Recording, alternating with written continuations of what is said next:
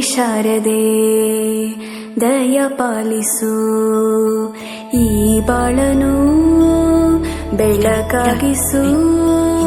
ಹೇ ಶಾರದೆ ದಯ ಪಾಲಿಸು, ಈ ಬಾಳನು ಬೆಳಕಾಗಿಸು.